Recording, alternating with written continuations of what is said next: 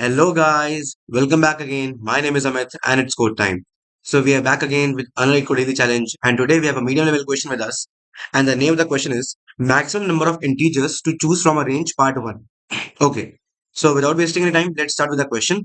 देखते हैं क्या मिला है आज. You are given an integer array band and two integers and maximum. You are choosing some number of integers following the below rules. तो हमारे पास क्या है? हमारे पास एक इंटीजर array दिया हुआ है जिसका नाम है बैंड और हमें दो इंटीजर्स दिए हुए हैं n और मैक्सम. अब हम क्या करने वाले हैं, हम कुछ सेट ऑफ इंटीजर्स चूज करने वाले हैं which are going to follow the below rules. ठीक है, और वो रूल्स क्या है आओ देखते हैं. The chosen integers have to be in the range 1 to n. Simple सी बात है, हर एक जो नंबर है जो हम चूज करने वाले इंटीजर वो 1 से लेके n के बीच में होना चाहिए. मतलब इंक्लूसिव है, 1 भी यूज कर सकते हो, n भी यूज कर सकते हो. Each integer can be chosen at most once. एक इंटीजर एट मोस्ट एक ही बार यूज किया जा सकता है, एक ही बार चूज किया जा सकता है. The chosen integers should not be in the array band. तो जो हम इंटीजर्स चूज करने वाले हैं वो बैंड एरे में नहीं होने चाहिए. उसके बाद क्या है, the sum of the chosen integers should not exceed maximum. जो जो इंटीजर्स हम चूज करने वाले हैं इस पूरे रेंज में से, तो उन सबका सम जो होना चाहिए that should not exceed maximum. ठीक है, जो हमें वेरिएबल दिया हुआ था, ठीक है, जो हमें इनपुट में दिया हुआ था. Now what we have to do, we have to return the maximum number of integers that we can choose following the mentioned rules. हमें बताना है कि फॉलोइंग द गिवन रूल्स हम कितने मैक्सिमम नंबर ऑफ इंटीजर्स को choose कर सकते हैं. तो सिंपल सी बात है, सबसे दिमाग में सबसे पहले ऑब्जर्वेशन ये आती है कि इन द बेस्ट केस क्या है कि तुम 1 से लेके सारे के सारे इंटीजर्स यूज कर लेते हो. इसका मतलब इन द बेस्ट केस क्या है, तुम n के n इंटीजर्स यूज कर सकते हो. सो द पॉसिबल आंसर, सबसे पहले तो इतना दिमाग लगा लो कि जो अपर बाउंड है आंसर का, कि मतलब इससे ऊपर आंसर नहीं जाएगा, वो क्या है, n है. n से बड़ा आंसर कभी जा ही नहीं सकता. क्यों? क्योंकि तुम at max n integers he choose कर सकते हो, क्योंकि तुम हर एक इंटीजर सिर्फ एक ही बार यूज कर सकते हो. That's why the maximum answer for any test case can go up to n.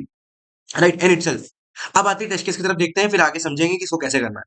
Test case 1 क्या है, band is 165, n is 5 and maximum is 6. तो बेसिकली हम 1 से लेके 5 के बीच में इंटीजर्स यूज कर सकते हैं. सम जो है वो 6 से एक्सीड नहीं होना चाहिए. और कौन कौन से नंबर बैंड है, 1, 6 और 5, हम ये तीनों नंबर चूज नहीं कर सकते हैं. अब क्या करते हैं, देखते हैं. मान लो मैंने 2 चूज किया, गुड, वेरी गुड. अब मैं 3 चूज कर सकता हूँ, हाँ चूज कर सकता हूँ. तो मैंने 2 और 3 चूज कर लिया, मेरा सम कितना आएगा, 5 आएगा. Good, very good. तो मैंने दो इंटीजर चूज कर लिए हैं और मेरा सम भी क्या है, 5 है. अब मैं अगर 4 यूज करूं तो 5 प्लस 4 क्या होगा, 9 हो जाएगा. सिंपल सी बात है, मैक्स सम जो है वो मेरा एक्सीड हो रहा है. इसका मतलब मैं 4 को यूज नहीं कर सकता. लेट से एक केस ऐसे भी बन सकता है कि मैं 3 को चूज ना करूं, 4 को यूज कर लूं, तब भी ठीक है. क्यों? क्योंकि 2 प्लस 4 क्या होता है, 6 होता है. और वो भी मेरा एक्सीड नहीं कर रहा है मेरे मैक्सिमम को. तो आप देख सकते हो कि कोई भी केस बनाओगे, आप दो इंटीजर से ज्यादा चूज नहीं कर सकते. याद रखना, हमको सम को मैक्सिमाइज नहीं कराना है, हमको number of chosen integers maximize कराना है. ठीक है, we do not have to maximise the sum of the numbers, we have to maximise the number of chosen numbers, कि हमने कितने नंबर्स चूज किए, हमें उसका काउंट मैक्सिमाइज करना है. ठीक है, तो आप देख सकते हो चाहे 2 प्लस 3 यूज करो, चाहे 2 प्लस 4 यूज करो, आप हर बार दो ही इंटीजर्स यूज कर रहे हो और वही हमारा आंसर भी. So we can see the answer is 2. Then we come to example number 2, this case 2. 1 2 3 4 5 6 7 दिया हुआ है, n 8 है और मैक्सिमम क्या है, 1. सिंपल सी बात है, 1 से लेके 8 तक हम इंटीजर्स चूज कर सकते हैं. 1 से लेके 7 तक के इंटीजर सारे बैंड हैं तो उनको यूज नहीं कर सकते हैं. आखिरी इंटीजर हमारे पास सिर्फ 8 बचता है. अगर हम 8 को चूज करते हैं तो 8 क्या है, मैक्सिमम सम को एक्सीड कर रहा है, बिल्कुल कर रहा है, क्योंकि मैक्सिमम हमारा 1 है. इसका मतलब हम कोई भी इंटीजर चूज नहीं कर सकते. That's why the answer for this case is going to be 0. ठीक है, then we come to the third test case. Third test case में क्या है, बैंड 11 दिया हुआ है, एन 7 दिया हुआ है. ठीक है, एन क्या है, 7 है और मैक्सिमम क्या है, 50 है. ठीक है, तो 11 सिंपल सी बात है, 1 से लेके एन के बीच में वैसे भी नहीं आता है.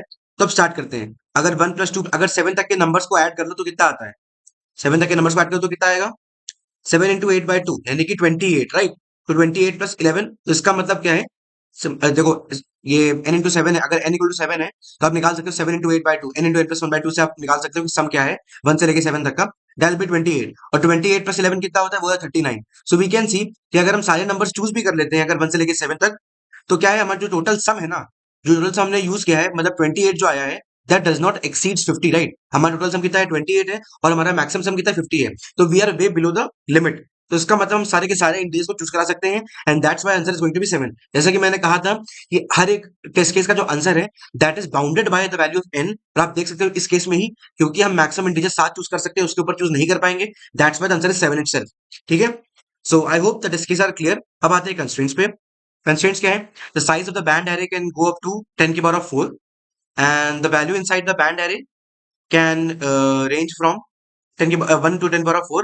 And same goes for the value of n. जो n की वैल्यू है, जो बेसिकली हम इंटीजर चूज कर सकते हैं, उसकी वैल्यू भी कहां से कहां तक है, 10 की पावर 4 तक जाती है. गुड. और जो मैक्सिमम सम है, मैक्सिमम सम का वैल्यू कहां तक जा सकता है, 10 की पावर 9 तक जा सकता है. ओके, सो आई होप ये समझ में आ गया कंस्ट्रेंट क्या है कि 10 की पावर 4 तक जाते हैं दोनों के दोनों बैंड का लेंथ और बैंड में जो वैल्यूज दी हुई है और n की वैल्यू भी, और द मैक्सिमम सम की वैल्यू कहाँ तक जाती है 10 की पावर 9 तक जाती है starting from 1। Okay, so I hope ये क्लियर है। नाउ अब आते हैं कि इसको सॉल्व कैसे करना है।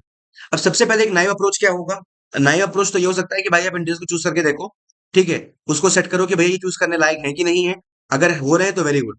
तो आप क्या कर सकते हो, आप हर टाइम अलग अलग नंबर्स को चूज करके देखोगे कि अच्छा मैंने इतने नंबर चूज किए, क्या इनको चूज करने के बाद मेरा जो सम है वो एक्सीड तो नहीं हो रहा है। अगर नहीं हो रहा तो वेरी गुड, इनको अपने पास रख लो। ठीक है, आप क्या कर सकते हो, एक कॉम्बिनेशनल ट्रिक लगाओगे, कॉम्बिनेटोरियल ट्रिक लगाओगे। क्या करोगे, आप करोगे कि मेरे पास एन नंबर्स हैं, एन नंबर्स में से मैं मान लो कुछ के नंबर चूज करने वाला हूँ, तो टोटल पॉसिबिलिटीज कितनी बनेगी, एन सी के। एन सी के क्या होता है, आपको याद होगा, कॉम्बिनेशन परम्यूटेशन आपने पढ़ रखा होगा। तो basically when you are going to choose k integers from a set of n integers, the possibilities are going to be n c k. अब फिर क्या करोगे, आप चेक करोगे कि भैया इन जो नंबर चूज किए हैं उनमें से कोई भी बैंड एरे में नहीं होना चाहिए, और एट द सेम टाइम उनका सम मैक्सिमम को एक्सीड नहीं होना चाहिए। तो this will take what, order के टाइम। तो आपका टाइम कॉम्प्लेक्सिटीज अप्रोच क्या बन जाएगा, के इंटू एन सी के। इन जनरल टर्म्स आप कह सकते हो एक्सपोनेंशियल है। अच्छा ये चीज एक छोटा सा कॉन्सेप्ट है। टाइम कॉम्प्लेक्सिटी जनरली जब ऐसी होती है कि वो नहीं चलने वाली, फॉर एग्जांपल जैसे 2 की पावर n हो, या फिर 3 की पावर n हो, या फिर k फैक्टोरियल हो, या फिर ऐसी एक्सपोनेंशियल टाइप की हो, तो generally instead of stating the exact time complexity कि आप एग्जैक्ट बता रहे हो कि वो टाइम कॉम्प्लेक्सिटी क्या है, you can also say exponential time complexity. Exponential जो है वो पूरा कवर कर लेता है कि this is going to be the number of steps in this algorithm are going to be very large. वो डायरेक्टली कवर कर लेता है उस पॉइंट को। ठीक है, तो आपको एक्जैक्टली डिफाइन करने की जरूरत नहीं पड़ती है मैथमेटिकल टर्म्स में कि भैया क्या एग्जैक्ट मेरा टाइम कॉम्प्लेक्सिटी है। आप एक्सपोनेंशियल भी बोल सकते हो।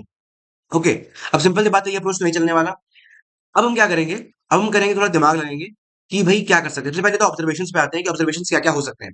पहली बात तो ये देखो, पहली बात तो ये देखो कि तुमको बोला है कि जो इंटीजर्स चूज करने हैं वो 1 से लेके n के बीच में चूज करने हैं। ठीक है, ये तो बड़ा क्लियर है, वेरी गुड। इसका मतलब हमारा जो बैंक अकाउंट है, बैंक अकाउंट बेसिकली हमारे जिससे हम नंबर देने वाले हैं, that range from 1 to n, 1 2 ऐसे 3, फिर ऐसे करते करते n तक है। तो इसका मतलब ये रेंज तो फिक्स है। उसके बाद एक इंटीजर जो एक बार चूज कर लिया वो दोबारा चूज नहीं करना है, वेरी गुड, ये भी बहुत बढ़िया। अब क्या है, जो इंटीजर्स पहले से एरे में है, बैंड एरे में है, उनको यूज नहीं कर सकते, और the sum of those integers should not exceed max.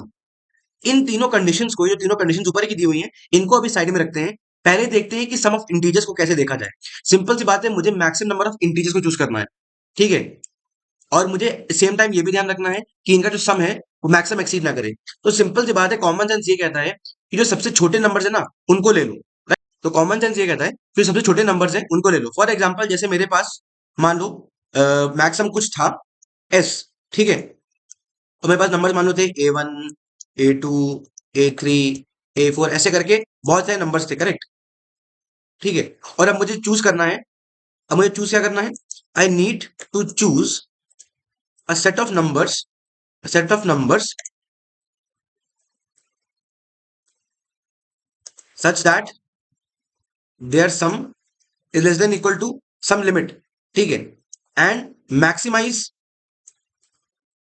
And क्या करो, मैक्सिमाइज करो number of chosen integers, maximize number of chosen या फिर चोजन इंटीजर्स, करेक्ट। अब सिंपल सी बात है, आपको पता है कि बड़े नंबर्स को आप जितना जितना बड़े नंबर्स लोगे उतना ही आपका जो सम है ना, जो टारगेट लिमिट है, या फिर जो आपका थ्रेशोल्ड दिया हुआ है सम का, वो जल्दी पहुंचेगा। राइट, फॉर एग्जाम्पल जैसे मेरे पास 9 है, अब मुझे 9 का टारगेट लिमिट दिया हुआ है। मैं कल को अगर मान लो 6 और 7 यूज करता हूँ, या फिर 5 और 4 यूज करता हूँ। अब मैंने 5 और 4 यूज किया तो 5 प्लस 4 कितना होता है, 9 होता है। तो देखो दो इंटीजर्स में मैंने अपना जो टारगेट लिमिट था 9, वो पहुंच गया। सिंपल सी बात है, 5 और 4 के अलावा मैं कोई और नंबर चूज नहीं कर पाऊंगा। Right, but the same time late से मैं 1 2 3 यूज करता हूँ, ठीक है, तो 1 प्लस 2 क्या होता है, 3, 3 प्लस 3 6, 6 प्लस 4 करोगे तो सिंपल सी बात 10 हो जाएगा, जो कि 9 एक्सीड कर जाएगा। तो आपने देखा मैंने इस केस में 3 नंबर चूज किए, 1 2 3। 5 और 4 के केस में मैंने 2 नंबर चूज किए थे। यहाँ पर 1 2 3 में मैं 3 नंबर चूज कर लिए। सिंपल सी बात है, जितने छोटे नंबर्स आप अपने सम में इंक्लूड करोगे, जितने छोटे से छोटे नंबर्स को आप अपने सेट में इंक्लूड करोगे, उतना ही बेटर है। क्यों, क्योंकि उससे आपका सम तो छोटा हो ही रहा है, at the same time you are able to increase the count of the chosen integers. Right, आप जो अपना काउंट है वो बढ़ा पा रहे हो, और वही हमारा काम भी है, to maximise the number of integers chosen. Right, so ये हमें ध्यान में रखना है। हमें क्या करना है, हमें छोटे से छोटे इंटीजर्स को चूज करना है। ध्यान रखना है क्या, कि वो बैंड एरे में नहीं होना चाहिए, और वो 1 से लेके n के बीच में होना चाहिए। ठीक है, अगर ये तीनों कंडीशन फुलफिल हो रही है तो उस नंबर को अपने सेट में ऐड कर लो, और नेक्स्ट नंबर को देखो। तो हम क्या करेंगे, we will always try to include the numbers from the smallest one. हम पहले 1 को इंक्लूड करने की कोशिश करेंगे। अगर 1 इंक्लूड हो सकता है तो 1 को ऐड कर देंगे, अगर नहीं हो सकता तो भैया छोड़ो, फिर 2 को यूज करेंगे। अगर 2 यूज हो सकता है तो वेरी गुड, अगर नहीं हो सकता तो छोड़ो, ऐसे करते जाएंगे, आगे बढ़ते जाएंगे, अब टिल हमारा सम एक्सीड ना हो जाए या तो हमारे सारे नंबर्स काउंट ना हो जाए। ठीक है, हम ये करेंगे। तो ये हमारा ग्रीडी अप्रोच हो गया। अब आओ इसको इंप्लीमेंट करके देखते हैं ये होगा कैसे। ओके, सो इसको पहले कॉपी कर लेते हैं यहाँ से।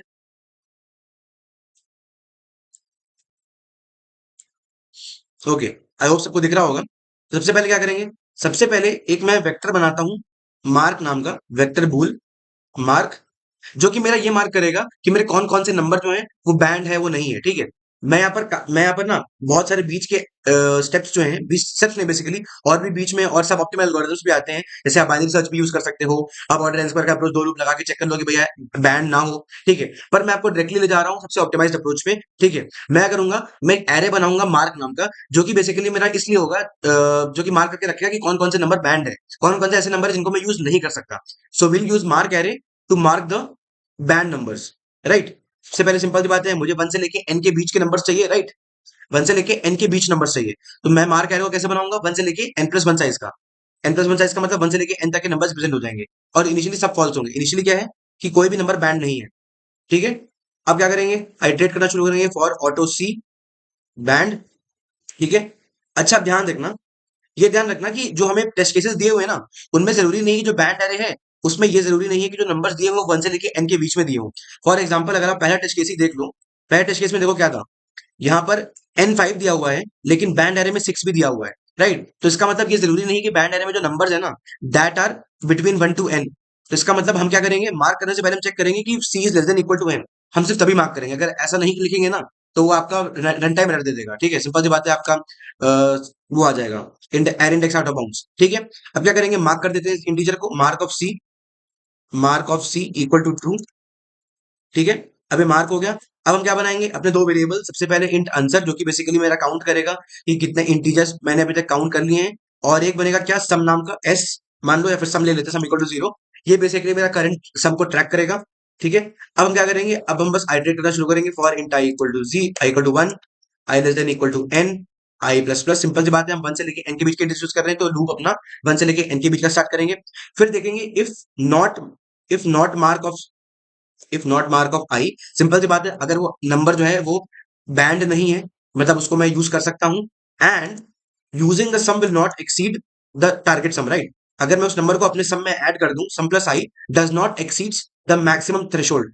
ठीक है, जो कि मेरा मैक्सिमम से दिया हुआ है। राइट, तो क्या करोगे, खटाक से उस नंबर को ऐड कर दो अपने सम में और अपना काउंट बढ़ा दो, एंड दैट इज ऑल। जब ये लूप खत्म हो जाएगा उसके बाद जस्ट रिटर्न योर आंसर, और ये आपका हो गया।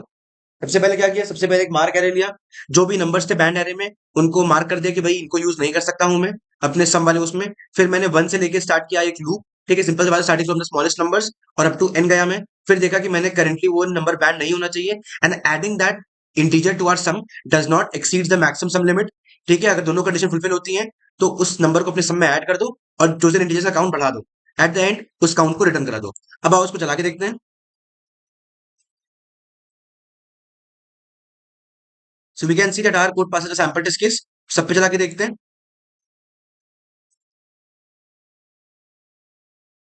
सो यार, we can see that our code passes all the test cases, और काफी अच्छा रन टाइम भी है।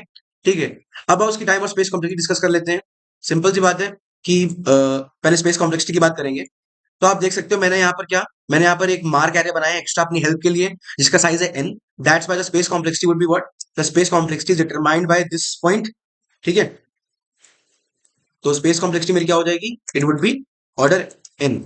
Right, order n. ठीक है, अब मेरा आता है क्या, अब मेरा आता है टाइम कॉम्प्लेक्सिटी। तो टाइम कॉम्प्लेक्सिटी क्या है, सिंपल सी बात है, मैंने दो बार आइटरेट किया है। ठीक है, एक बार बैंड एरे के ऊपर आइटरेट किया है यहाँ पर। ठीक है, मार्क करने के लिए। उसके बाद मैंने वन से लेके एन के ऊपर आइटरेट किया नंबर्स अपने इंटीजर जनरेट करने के लिए। So let's say the band size of the band array was what am. ठीक है, और यहाँ पर साइज था एन। सिंपल सी बात है, ओवरऑल जो टाइम कॉम्प्लेक्सिटी होगा वो क्या होगा, maximum of n comma n, या फिर आप इसको एन भी बोल सकते हो। लेट्स से कि जो एम है वो ऑलवेज लेस देन जो भी है। ठीक है, क्योंकि दोनों के जो रेंजेस है ना वो सेम ही है। सो वी कैन से कि मान लो the time complexity is going to be what, order n समझ लो, फिर ऑर्डर एम मान लो। ठीक है, कोई फर्क नहीं पड़ता। ठीक है, एम और एन नियरली सेम ही वैल्यूज के हैं। तो मैं तो सजेस्ट करूंगा कि maximum of n comma n लिखो, but that is, I mean वो थोड़ा अजीब सा देखने में लगता है। So in for a better visualisation you can say it's order n या फिर इट्स ऑर्डर एम, कोई फर्क नहीं पड़ता, इट्स लीनियर टाइम, ओके, क्योंकि एन और एम की जो वैल्यूज है 10 की पावर 4 तक जाती है, दोनों सेम सेम जाती है, ठीक है। So I hope the question was clear, ठीक है। इसको मैं ऑर्डर एन ही लिख देता हूँ यार, कंफ्यूजन को क्रिएट करना है। सो या so I hope the code was clear, the approach was clear कि हमने क्या यूज किया। सिंपल सी बात है, बहुत ही ग्रीडी अप्रोच था, ग्रीडी प्रॉब्लम भी है ये।